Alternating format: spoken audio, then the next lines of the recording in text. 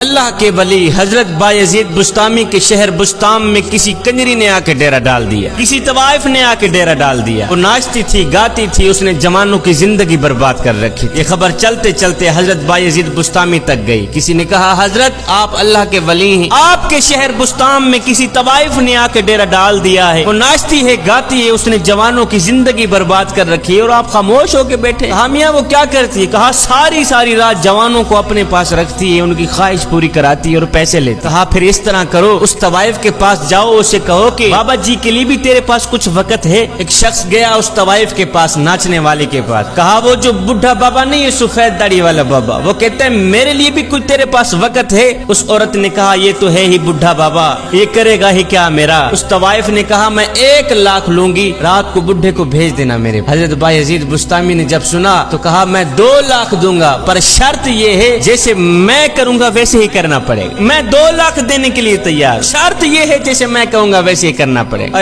بات طے ہو گئی، سودا طے ہو گئی۔ حضرت بایزید بسطامی جا رہے ہیں کنجری کے محل کی طرف، طوائف کے محل کی طرف۔ زمانہ دیکھنے والا ہے، کوئی تو رو رو کے کہہ رہا تھا یا اللہ ایک ہی تو سورج ہے ہمارا، اگر یہ بھی غروب ہو گیا تو ہم روشنی کہاں سے لیں گے؟ خیر حضرت بایزید بسطامی اس کنجری کے کمرے کے اندر داخل ہوئے، طوائف کے کمرے کے اندر داخل ہوئے۔ جب داخل ہوئے تو طوائف بن سمر کر حضرت بایزید بسطامی کے سامنے پیش ہوئی۔ جب آپ نے اس طوائف کو دیکھا آپ نے کہا مائی میں دوسرے گاہکوں کی طرح نہیں ہوں، پہلے جا کے غسل کر کے۔ اس نے کہا تو کس طرح کا گاہک ہے؟